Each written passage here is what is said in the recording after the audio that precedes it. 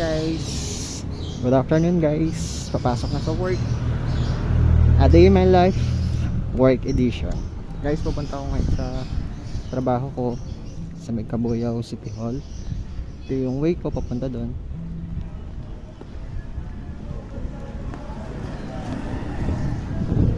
Hi guys.